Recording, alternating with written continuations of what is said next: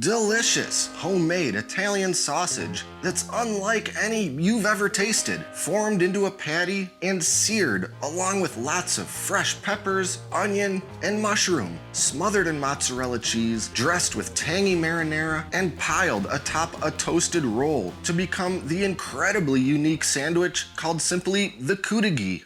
John here with another regional food video for you. And this time we're going all the way to the great state of, well, Michigan, which is where I live and am from. But this dish actually comes from the Upper Peninsula of Michigan, which I am not from. The Cudighi Sandwich, which is considered a mainstay of Upper cuisine right alongside the pasty, dates all the way back to the early 1900s, as best as I'm able to figure, when Northern Italian immigrants who settled in the Upper Peninsula of Michigan brought a very unique style of sausage with them, which over time kind of evolved into the Cudighi that we know today. The preparation and variations of the Cudighi sandwich have changed and evolved over time, with the current most common way to eat it being configured with familiar Italian ingredients like mozzarella and marinara sauce, peppers, onions, and I'm to understand that there's people who have other preferences for how the sandwich is built, using things like ketchup and yellow mustard.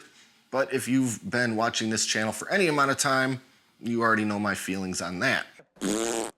Anyway, in this video, we're gonna be making the mozzarella, marinara, pepper, onion, mushroom version of the Cudighi sandwich. And it all starts with making this very unique pork sausage completely from scratch. Yes, it's an Italian sausage in that it was created by Italian folks, but it's completely different from any Italian sausage flavor profile that you've probably ever had, unless of course you've been to the Upper Peninsula of Michigan. Anyway, there's lots to do, so let's get right into it and start looking at the pork we're gonna be using to make this Cudighi sausage. And this is the pork shoulder, aka pork butt, that we're gonna be using today to make this Cudighi sausage. And this thing's weighing in at just a little more than 5.5 pounds. There is a bone inside of there that we're gonna be getting rid of, and we need to end up with 5 pounds of the meat for this recipe, so that's gonna work out really well. Lots of good fat on this pork shoulder, really nice fat cap. If I was making some pulled pork, this thing would work out great. But alas, the destiny of this particular piece of meat is to go into a grinder. So as always, I just need to start by cutting this whole thing up into some cubes, relatively medium-sized chunks, we'll say, that'll go through the meat grinder nicely. Nothing too particular, just take this big piece of meat and turn it into some smaller pieces of meat. And yes, of course, I could have just bought some ground pork from the store, and that would work quite well too. But you know me, I've always got a bunch of these pork shoulders in the freezer because I use them for all sorts of things. Sausage making, pulled pork, country ribs, you name it. Anyway, I'll finish getting this thing all chunked up and we can move on.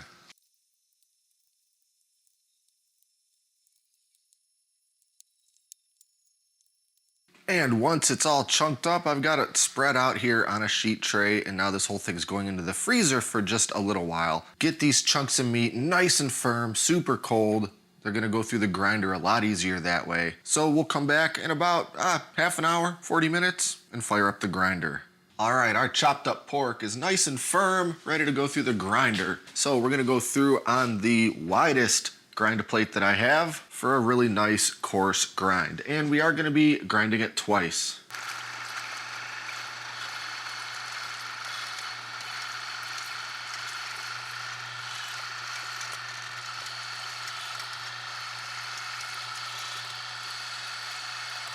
All right, that's looking really good.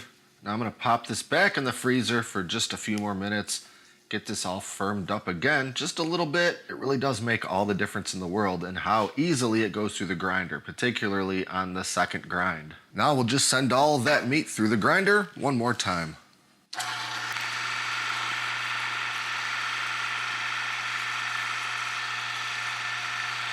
And there we've got our beautiful double ground pork. This double grind is gonna ensure that that final sausage product is nicely tender, but still with lots of great texture from that coarse grind plate.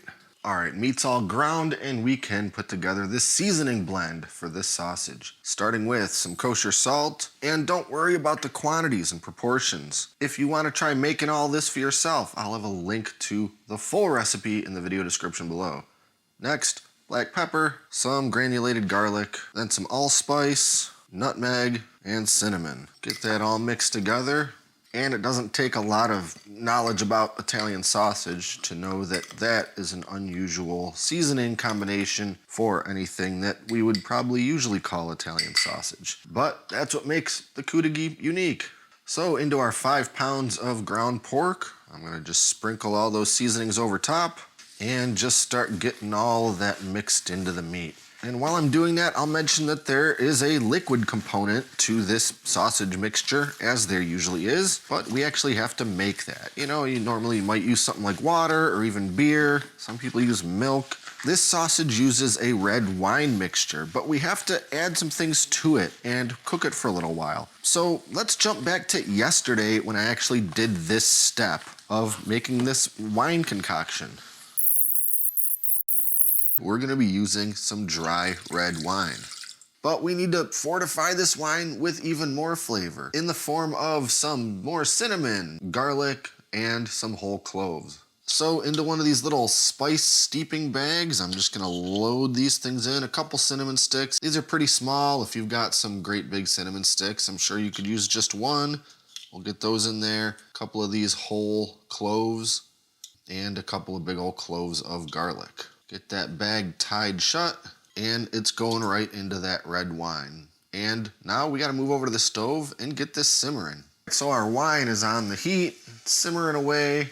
Make sure that this little spice bag gets nice and soaked in there. Move it around a little bit. And now we just have to let this all simmer on very low for about 20 minutes to really infuse that wine with all of these great flavors. And in the meantime, I've got a second saucepan over here going with my marinara sauce. I don't really need this marinara sauce to be hot, but I do want to reduce it a little bit so it's a bit thicker than it would be if I was going to use it on pasta. Because this marinara sauce is going to be our condiment, and I want it to be nicely spreadable on the bread. Not doing this step wouldn't really matter. It's just gonna be a little bit thin. It's gonna be a little more runny. Maybe soak into that bun or ooze off of it a little more than I'd like for the perfect Cudighi sandwich. So completely optional, but I am going to let this marinara sauce reduce just a little bit until it's a skosh thicker and will spread a little bit more nicely. Okay, our wine has finished simmering. It's smelling really delicious in here. All that wine and cinnamon and the cloves and everything. So we're gonna get this bag of spices out of there because we're done with it. And we'll just get this transferred to a little container so the whole thing can go into the fridge for a while because we can't mix hot liquid into our ground sausage mixture. So I'll just throw a little cover on this thing, stick it in the fridge for a few hours, maybe even overnight, because I'm thinking tomorrow is when I'm gonna do the rest of this whole recipe. And while we're at it, our nicely thickened marinara sauce. Also need to get that into a little container, get it in the fridge overnight until I'm ready for it again. I'd say that reduced by about 1/3, which I think is gonna make this stuff beautifully spreadable. Anyway, in the fridge both of these containers go, and we'll pick this back up tomorrow. And here it is, nicely chilled, ready to be poured right on into this meat. And we're just gonna continue mixing pretty much until all that liquid is absorbed, soaked in, and everything starts to feel a little bit tacky. At first, everything's gonna seem squishy and sloppy because, you know, I just poured a bunch of liquid on this meat. The more you mix it, the more it absorbs in, the tackier it gets, the more cold my fingers get. So there we have it, incredibly sticky and tacky, and our Cudighi sausage blend is finally done. Next, we need to form some of that sausage up into a patty. And a Cudighi sandwich is traditionally sub-shaped, that is some kind of long, narrow French or Italian sub roll like this. And I ended up having way more of these buns than I'm gonna need, so I'll use this one as a bit of a template for how big I need to make this patty. Basically, we're looking for something sort of long, sort of narrow, sort of flat, pretty much like you'd expect if it had to fit on a sub bun about that size. But we know that it's gonna shrink up a bit as it cooks, so we'll go a little wider than we think we need, a little longer, and it can be pretty easy to make these sort of patties too thick. Takes forever to cook. Maybe isn't the right balance of meat to the other ingredients, so just flatten it out a little bit. And that's certainly gonna be a little too big, but again, it's gonna shrink. I think that's looking pretty decent to me. Next, we need to do just a little bit of vegetable prep. No, it's not a requirement that your Cudighi sandwich has vegetables on it. But of course, I'm gonna be using some beautiful grilled onion, pepper, and mushroom on there because how is that not gonna make everything more delicious? Mushrooms I bought already sliced up, no problem. A few of the bigger ones I just snapped in half so they're not too enormous. For our onion, you know the drill. Just gonna sort of thinly slice it so I end up with some relatively narrow strips. Something like that. And for our pepper, today I'm using a lovely Cubanelle. And they don't sell these everywhere, but I got lucky. If you can't find one, just use something like a yellow bell pepper. So I'll cut the top off, get rid of the stem, slice this whole thing right down the middle. Got our little hunk of seeds and membrane and stuff. We'll just pull right out of there, get them seeds out. And again, we just want some thin strips. So I'll just kind of go short ways like this. Beautiful. Peppers, mushrooms, and onions are all cut up, ready to go. And I think we're finally ready to start cooking. And I can't think of a more perfect use for my full stove-size steel flat-top griddle than for a sandwich like this, because we pretty much have to fry everything. So I've got this thing heated up, seasoned, and we're ready to rock. So the first thing I'll do is slap down that sausage patty. And I don't want it to swell up and get all fat in the middle, but I do want a good hard sear on both sides. So right away, I'm gonna set a big cast iron press on top of it to keep it weighed down and nice and flat. In the meantime, we'll get a little bit of oil down, and on goes those peppers and onions and mushrooms, and we'll season those with a big pinch of kosher salt. And just keep those moving around until they're nicely tender, but not soggy. And after we've got a great crust formed on the bottom side of that sausage patty, we'll flip it over and just repeat until it's cooked all the way through. Now that sausage patty is looking great, but before we pull it off, we gotta go down with our mozzarella cheese. Don't cheap out on me at this point. A sandwich like this deserves plenty of mozzarella. And I'll let that cheese get nice and melty with my little steamer lid. Now it's looking right, and it's finally coming off. Okay, vegetables are looking great, so I'll pull those off of there. And you know we gotta toast the bun. So I got this thing cut all the way in half. I'm not trying to do a hinged open ordinary sub here. This sandwich requires this bun to be completely separated. Because let's be honest, we're always worried about splitting open the hinge of a sub bun anyway. So let's just take that right out of the equation. Okay, we're finally ready to start building. And I'm gonna start with spreading some of that marinara on both buns. See how nice and thick that is? That little bit of reducing on the stove. That's exactly what I was going for.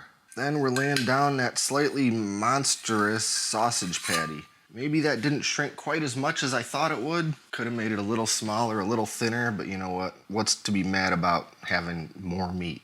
Next, we need some of those peppers and onions and mushrooms. I guess about as much as I think will stay put. There's no such thing as too much or too little. Just whatever looks good. And I think that looks good. Now on goes the lid, and our amazing Cudighi sandwich is complete. Now, at long last, I think we're finally ready to dig into this thing and give it a taste. But first, of course, we're gonna do a cross section. Now tell me that's not a bite of delicious Upper Peninsula Michigan goodness that you'd want to sink your teeth into. And finally, a bite. Oh, I'm gonna need a whole roll of paper towels for this one.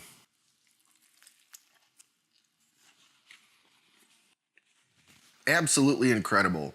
You know, when you start seeing that this meat calls for things like cinnamon and allspice and nutmeg and cloves, you might think, that's pretty weird and I don't know how that's gonna pair with a savory sausage. But I'm telling you, it does. I mean, look at a lot of Middle Eastern and Mediterranean food. They're mixing all those sort of warm spices with their meats all the time, and it's delicious. The peppers, the onions, the mushrooms, you definitely go with that. If you're a fan of those kinds of vegetables, you owe it to yourself to include those. It would be great without them, but man, it just adds so much. And if you can get the Cuban peppers, go with those too. It just adds a little something different. Anyhow, if you've been to the Upper Peninsula of Michigan and have had a Cudighi, either homemade or from one of the well-known joints up there that sells them, let me know what you thought about it and how you think it compares to this one that I made here. And if you want to make this at home for yourself, you could absolutely start with just some ground pork. And heck, if you don't want to go through all the rigmarole of making your own sausage, you could certainly make something almost just like this by just buying some ground Italian sausage. It's not technically going to be a Cudighi, but it's still going to be a pretty tasty sandwich. As always, I'll have a link in the video description below to the full written out recipe for this sausage and sandwich. And in the meantime, be sure to like and subscribe and stay up to date with all our latest stuff, including future cooking and regional food videos. I'm going to finish the rest of this sandwich before it gets any colder. Thanks for watching, and until next time, I'm John, and this is Great Lakes Country.